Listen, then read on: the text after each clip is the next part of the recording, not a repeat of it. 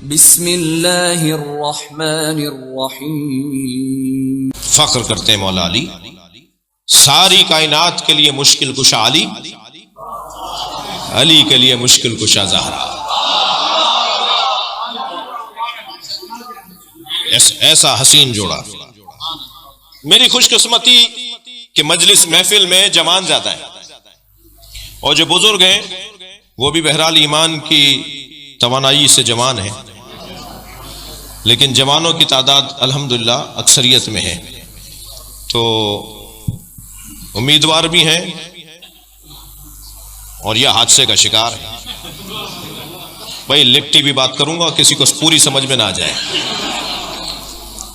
जी। तो उम्मीदवार भी हैं। खबरदार, शादी करते वक्त ख्याल रहे कि जिसका इंतखाब कर रहे हैं, शादी तस्कीने नफ्स और तस्कीने जिन्स का नाम नहीं है। शादी तामीर समाज है जी। और अच्छी तरह सोच समझ के, गोरी चमड़ी के ऊपर न जाइएगा, चाल ढाल पे न जाइएगा जी। किरदार देखिएगा, और सबसे बड़ा किरदार हुब्बे ज़हरा है। जिसके दिल में अहले बैत की मोहब्बत पहला मयार ये होना चाहिए। अबे अपने आप को तसल्ली दे रहे थे मौलाना, मैं शिया कर लूंगा, क्या मालूम तुम्हें सुन्नी कर दे वो। नहीं, हम कैसे सुन्नी हो जाएंगे? अच्छा, नहीं हो गए जी। क्या मौलाना, शिया सुन्नी तो शिया होते हैं, शिया सुन्नी नहीं होते। मैंने तो बहुत शिया देखे हैं जो सुन्नी होते हैं। वो कहने लगे जी कहां देख लिया आपने? मैंने कहा हमारे 21वें ग्रेड के अफसरान, ये 19वें ग्रेड के अफसरान, ये हमारे वज़रा, ये हमारे पॉलिटिशियंस जब चाहते हैं हाथ बांध लेते हैं। ये शिया सुन्नी नहीं होता। पैसे की खातिर, दुनिया की खातिर, कुर्सी की खातिर दो लोगों को तो मौला अली का नाम ही नहीं लेना चाहिए, एक बुज़दिल को, एक कंजूस को।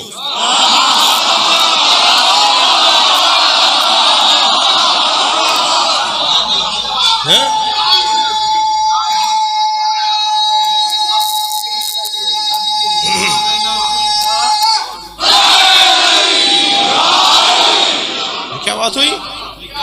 ये क्या बात हुई? पैसे की खातिर हाथ बांध लिए, कुर्सी की खातिर हाथ बांध लिए। मुझे वो सुन्नी बड़ा अच्छा लगता है जो लाखों शियों में करबला में हाथ बांध के नमाज पढ़ रहा होता है।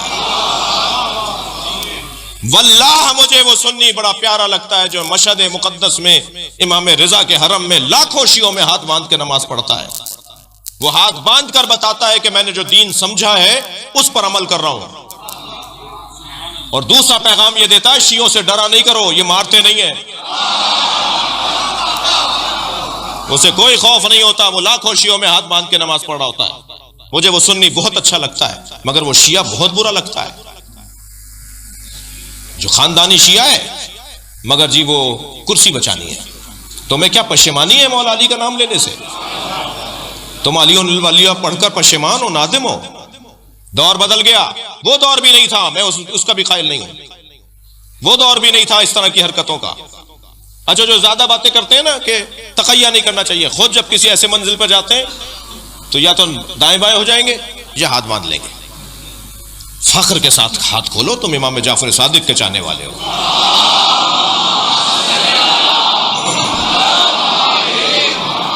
जी। अगर अभी तक बात समझ में नहीं आई है तो वो अलग बात है, समझ लेना चाहिए किसी के पास जाकर के भाई हाथ खोलते क्यों हैं। एक बहुत बड़े सियासतदान है, शिया हैं, खानदानी शिया हैं, दादा परदादा से शिया हैं, वजीर भी रहे, पाकिस्तान की कई पोस्टों पर वजारतों में रहे। पिछले दिनों उन्होंने मुझसे कहा कि जी मैं सजदा नहीं रखता, क्योंकि नबी ने खाक पे सजदा, करबला तो नबी के बाद हुई है, तो नबी ने फिर खाक पे सजदा तो नहीं किया होगा, वो तो करबला के बाद खाक आई है। मैंने कहा यही आपकी गलतफहमी है। और अच्छा, इस टाइप के जो लोग हैं ना, उनके मिजाज में बोलना है, सुनना नहीं है।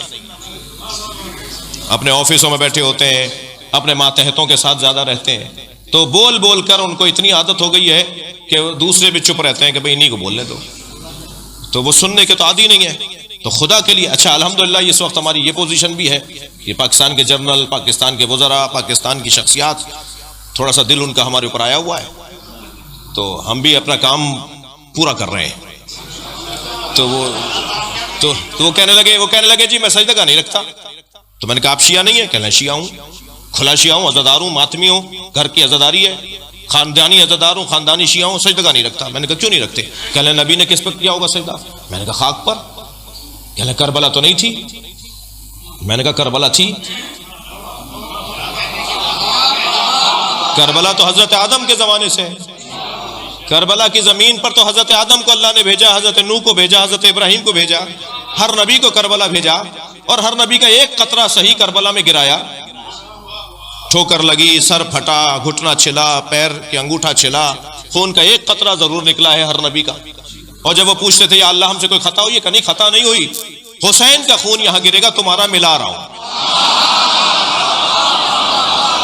हाँ, तो पहली बात तो यह क्लियर रहे कि करबला इमाम हुसैन ने ढूंढी है, करबला ने हुसैन को नहीं ढूंढा है। करबला पहले से थी।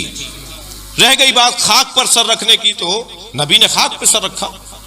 सही बुखारी की रिवायत, सही मुस्लिम की रिवायत, व जुइलत लियल अर्ज़ सुज्जदा, अल्लाह ने मेरे लिए खाक को सजदगा बनाया है। यह सही बुखारी की रिवायत, सही मुस्लिम की रिवायत। मुहद्दिस देहलवी तो शरह सही बुखारी के अंदर हाशिये में लिखते हैं कि जो शिया हज़रात टिकिया बनाकर उसमें सर रखते हैं नमाज में, सजदे में, शिया हज़रात जो मट्टी का ढेला रखते हैं, ये नबी की सुन्नत पे अमल करते हैं। सही बुखारी की शरह में लिखा हुआ है कि शिया नबी की सुन्नत पे अमल करते हैं। तो खाक पर सजदा तो सरकार भी करते थे। फिर मैंने उनको एक मौला अली का फरमान सुना दिया, जिसके बाद उनका पैगाम आया कि जी अब क्लियर हो गया और अब मैं सजदा रखा करूंगा। वो ये कि मौला अली से पूछा गया, या अली, हर रकत में क़याम एक है, रुकू एक है, सजदे दो क्यों है? फलसफा अहकाम, मौला सजदे दो क्यों है? तो मौला ने कुरान की आयत पढ़ी कि सजदे तो इसलिए हैं कि जब तुम पहला सर सजदे में रखते हो, पहले सजदे के लिए सर रखते हो खाक पर, तो कुरान पुकार कर कहता है मिनहा खलकनाकुम, तुम इसी मिट्टी से बने हो। और जब दोबारा सर रखते हो तो आयत आगे बढ़ती है वफीहा नुईदुकुम, इसी मिट्टी में वापस जाओगे।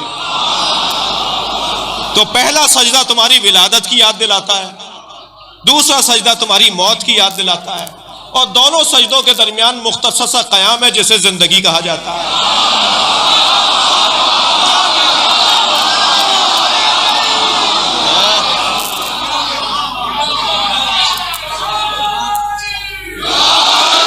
बहुत उम्दा, बहुत शुक्रगुजार हूं। बस एक जुमला मेरा भी इसमें, मौला का फरमान यहां रुक गया। ये जो दो सजदों के दरमियान मुख्तसर क़याम है, इसे जिंदगी कहते हैं, जो इस्तग़फ़ार पर मुश्तमिल है। सलवात पढ़ेंगे मोहम्मद व आले मोहम्मद पर।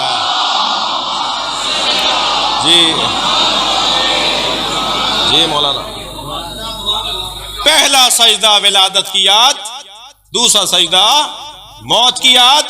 खाक पर सर रखोगे तो याद आएगा मट्टी से बने हो। मौला अली ने फलसफा बयान किया, खाक पर सर रखोगे तो याद आएगा मट्टी में वापस जाना है। दिक्कत फरमाई आपने। तो बच्चों से कह रहा था कि इंतखाब करते वक्त जरा कहीं ऐसा ना हो कि बरक्स हो जाए, तुमने अपने आप को धोखा दिया कि मैं तो शिया करूं। अच्छा, कोई है इतना हुनरमंद तो हराम नहीं है जी। एक सुन्नी बच्ची ने एक यूनिवर्सिटी में मुझसे सवाल किया, यौम हुसैन के लिए हम गए थे, कह रहे जी आप मौलवी हजरात सुन्नी शिया की शादी की इजाजत क्यों नहीं देते?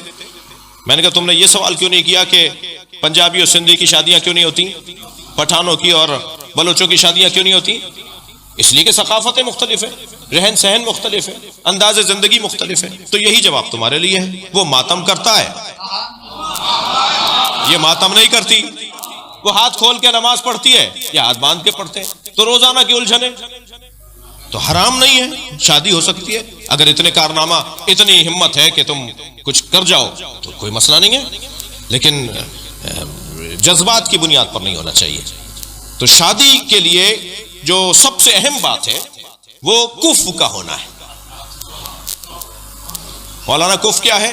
तो एक कोने से आवाज आई एक मौलाना की कि कुफ का मतलब यह है कि वो अगर एमए पास है तो ये भी एमए होने चाहिए कम से कम। लड़की अगर मिसाल के तौर पर फर्ज कीजिए पीएचडी डॉक्टर है, तो लड़के को भी कम से कम इतना तो होना चाहिए, थोड़ा ज्यादा हो तो बेहतर है जी।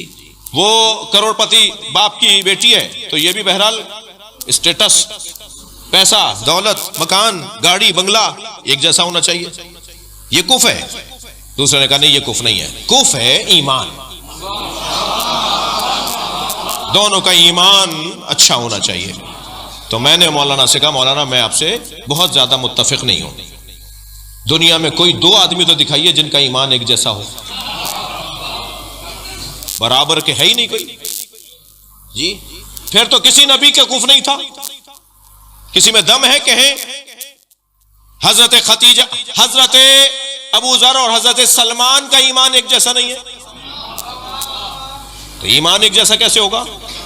तो ये मुझे अपने आप को समझाने के लिए तो बहुत अच्छा है, करीब तर तो आ गया हूं, लेकिन ये आइडियल बात नहीं है जी, मिसाली बात नहीं है।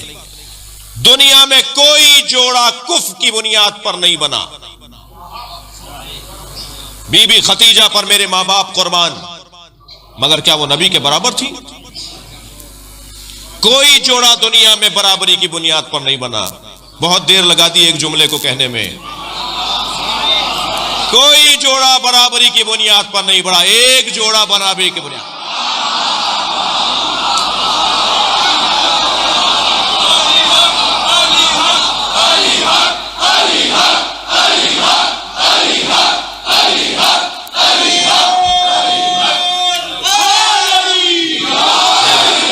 वो अली और बतूल का जोड़ा है। सुभान अल्लाह। वो सैयदा और मौला अली का जोड़ा है जो बराबरी की बुनियाद पर है। इल्म जितना अली का है इतना ही जहरा का हो, तब तो कुफ कहलाएंगे। शजाअत जितनी अली में है इतनी जहरा में हो। सखावत जैसी अली में है ऐसे ही सैयदा में हो, तभी तो कुफ कहलाएंगी।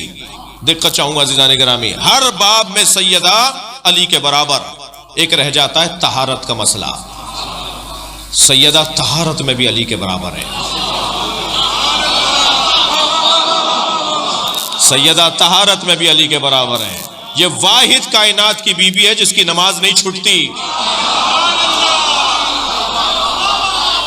मेडिकल दंग है, शरीयत खामोश है, तजर्बात मबहूत हैं, मुशाहिदात गूंगे हैं कि किसी बीवी के बच्चे की आमद हो और वो फौरन नमाज पढ़े। सिर्फ जनाबे ज़हरा है, यहां इमाम हसन की आमद हुई, वहां नमाज ज़ोहर पढ़कर बताई। जिसके नजासत का गुजर ना हो उसे बतूल कहा जाता है। हर एतबार से मौला अली के बराबर।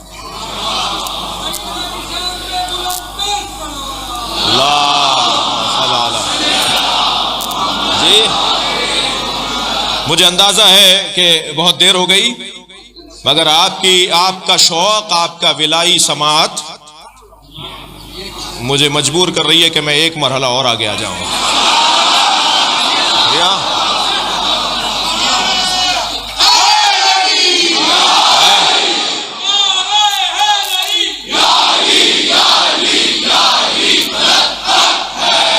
ये बहुत सुना कि रिश्ते आसमानों पे बनते हैं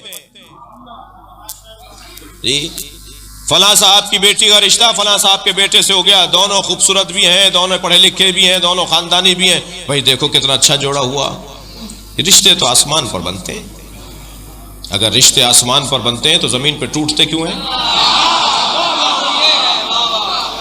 रिश्ते आसमान पर नहीं बनते, रिश्ता आसमान पे बना है।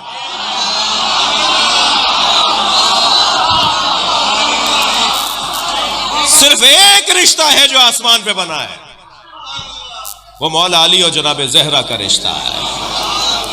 अल्लाह ने अर्श पर निकाह पढ़ाया। अंदाजा हो रहा है मुझे पहलू बदलने की जगह नहीं है मुझे, मगर आप रिश्ता सिर्फ एक आसमान पे बना है, वो बीबी का मौला अली से।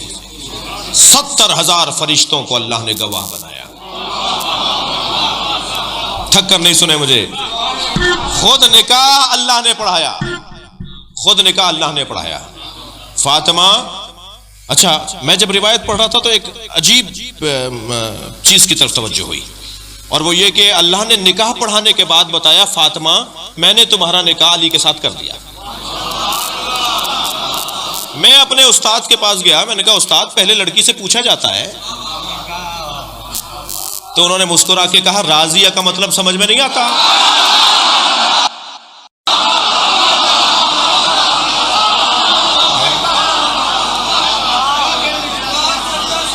जी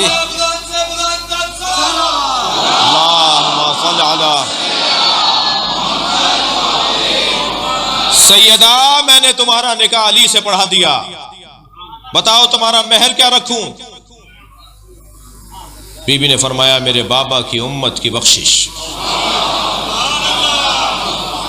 मैं उम्मत मुस्तफा को दोज़ख में नहीं देखना चाहता। जी महर देता कौन है? बोलिए, दे दिया या नहीं आपने? जवाब देने में देर कर रहे हैं, नहीं दिया इसका मतलब है। शौहर देता है ना, बड़े मर्द हैं भाई, बीवियों से माफिया मांगते हैं, 5-5 हजार रुपए माफ करवा रहे होते हैं। ये पुराने लोग हैं ना, मुझे माफ करेंगे जो बुजुर्ग बैठे, ये तो अच्छे वक्त के छुटे हुए लोग हैं। छुटे हुए कहा है मैंने? जी जी मैं उर्दू जानता हूँ जी। ये पुराने वक्त के छुटे हुए लोग हैं, 5-5 हजार 2-2 हजार इनका मेहर था जी, वो भी माफिया मांग के माफ करवाते हैं। और आज तो बच्चे बेचारे फंस रहे हैं, 2 लाख 2.5 लाख 3 लाख। एक मैं निकाह पढ़ाने गया, 20 लाख दे मेहर। मैंने कहा जी मैं पहले लड़के से बात करूंगा, ये दे भी सकता है या नहीं? कहना मौलाना खुदा ना करे जो दे। क्या मतलब? कहना तलाक थोड़ी होनी है। ये हमारे यहाँ गलत तस्वुरात। मैंने कहा नहीं मैं लड़के से बात करूंगा। मैंने कहा तुम्हारी तनख्वाह कितनी है? कहना 3 लाख। मैंने कहा हाँ तुम 1 साल की जमा करके दे सकते हो, तुम्हारा पढ़ा दूंगा 20 लाख का, 20 लाख का मेहर। ये मगर आज वाले तो परेशान हैं, बड़े बड़े मेहर रखे जा रहे हैं। मगर ये मर्द कैसा है जो बीवियों से माफिया मांग, पैसे माफ करवाता है, माफ कर दो। अच्छा बीवी भी इसी में खुश है, लेती नहीं है ताकि हाथ ऊपर रहे जी। नो लेगी भी नहीं, माफ भी नहीं करेगी। देखेंगे बाद में बात हो जाएगी, जल्दी क्या है।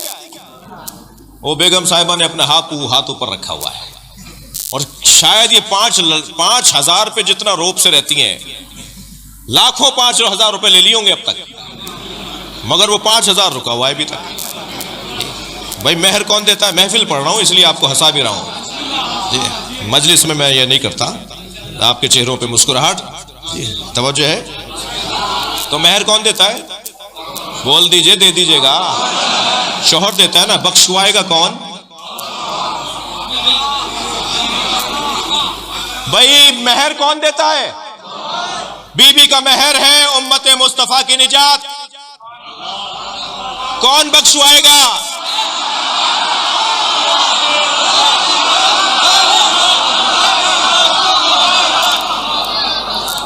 बख्शवाना तुम्हें अली से है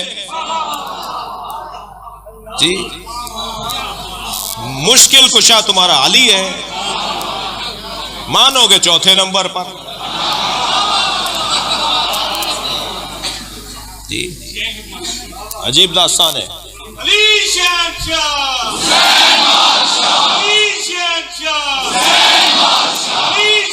मौलाना मौला अली बख्शवाएंगे, मौला के हाथ में जन्नत है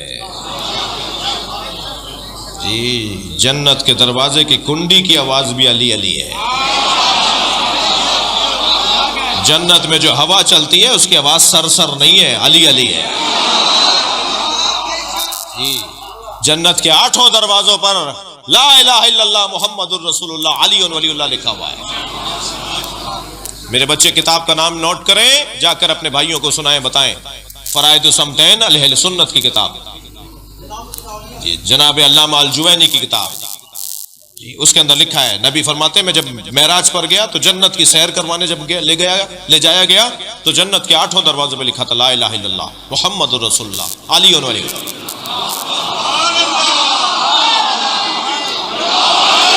एक सुन्नी भाई मुझसे कहने लगे आपने कलमा बढ़ा दिया।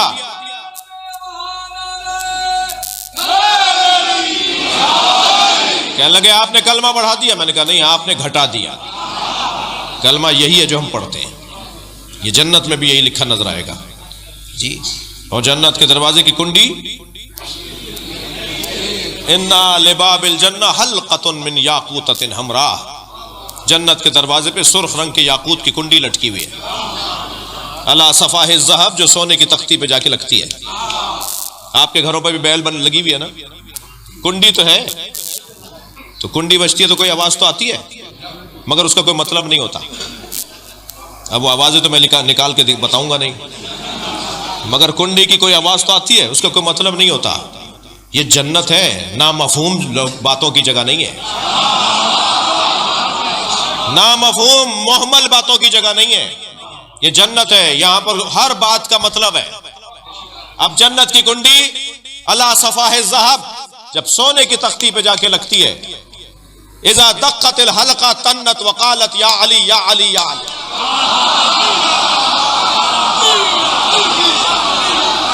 जब जन्नत की कुंडी जा जाके लगती है तो आवाज बनती है या अली या अली।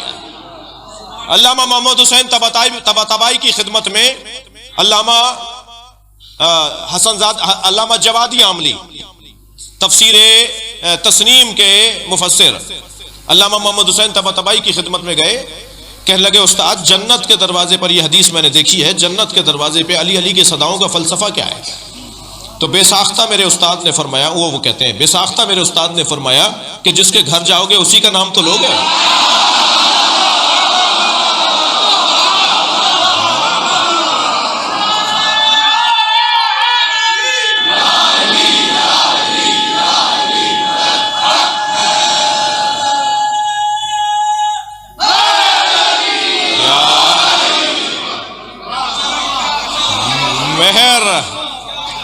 मेहरे जहरा मौला अली देंगे। मामून रशीद का दरबार, मेरे मौला तशरीफ फरमा। रोजाना मुख्तलिफ मज़ाहिब और अदियान के लोग मुनाजरे के लिए आते हैं। एक दिन मौला ने फरमाया मुखालिफों को बुलाओ। मान में मुखालिफ गैर शिया को कहते हैं, क्या मुखालिफों को बुलाओ। मुखालिफ जमा थे तो एक मुखालिफ की आवाज आई, कहने लगा आपका अकीदा है अली जन्नत और दोज़ख को तकसीम करेंगे।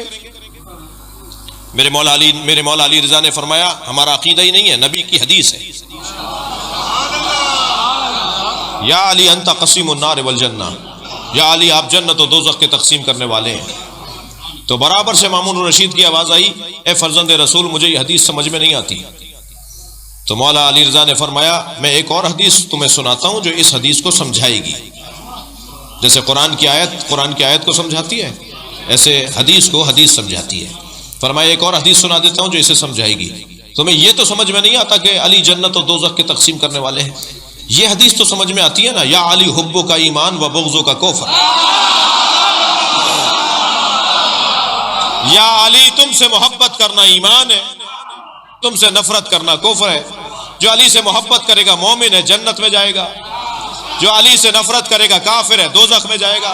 तो अली की वजह से ही तो जन्नत और दोज़ख में जाएंगे। अल्लाहु अकबर। मैं बात अपनी मुकम्मल कर रहा हूं कि एक मर्तबा महफिल बर्खास्त हुई, अबा सल्ते हिरवी ने मौला रिजा की जूतियां सीधी की। जूतियां सीधी करने वालों को ये बड़ा देते हैं। अजीजो तुम 21वें ग्रेड के 23वीं ग्रेड होता है, 22वें ग्रेड के अफसर हो जाओ तब भी मजलिस न छोड़ना, नमाज जमात न छोड़ना, नमाज जुमा में जाना बंद नहीं करना। अफसर हो गए हो नहीं, जितना अल्लाह से करीब रहोगे, जितना अहले बैत से कुर्ब बढ़ेगा, इतना दौलत बढ़ेगी, इतनी इज्जत बढ़ेगी। पैसे की खातिर मजलिस और मस्जिद न छोड़ना। पहले तो बराबर आते थे, अब क्योंकि ग्रेड बढ़ गया तो अब मजलिस में नहीं आते। अच्छा मजलिस में आ भी जाते हैं तो पहले हल्के में मातम करते थे, अब कोने में खड़े होकर मातम करते हैं। पहले पूरा जुलूस करते थे, अब आधे में से वापस आ जाते हैं। पहले कांधा देते थे ताबूत को, अब ताबूत को कांधा नहीं देते। क्या तब्दील हो गया तुम्हारा? अहले बैत ने तुम्हारी मुरादें पूरी कर दी तो तुम दूर हो रहे हो? नहीं अजीज़ान गिरामी, हमें बहुत सारी चीजों में रवैयों को बेहतर और मजबूत बनाने की जरूरत है। जो इस दरवाजे पे झुका रहता है, खबरदार ये क्या बात है कि न्याज नजर नौकर बनाएंगे, बूफा सिस्टम होगा, खादिम काम करेंगे, नौकर काम करेंगे, वेटर बुलाए जाएंगे। नहीं, खुद फर्श को सीधा करो। अहले बैत के नाम पर पकने वाली न्याज में खुद हाथ डालो। हुसैन के अज़ादारों की जूतियां सीधी करो। खाकसारी के साथ तुम गवर्नर भी बन जाओ तो दरवाजे पे खड़े होकर हुसैन के अज़ादारों का इस्तकबाल करो। ये तो नौकर फायदे में जा रहा है, आपसे तनख्वाह भी ले रहा है और हुसैन से शिफाअत और प्यार भी ले रहा है। खुद काम करने की जरूरत है, जूतियां सीधी करते रहने की जरूरत है। अबा सल्त ने जूतियां सीधी की। कमौला यही जवाब था जो वहां दिया आपने? फरमाया वो उनके लिए था, तुम्हारे लिए और जवाब है। कमौला क्या जवाब है मेरे लिए? फरमाया अबा सल्त मेरे जद अली महशर में खड़े होंगे और जन्नत से कहेंगे ये मेरा है, दोज़ख से कहेंगे ये तेरा है।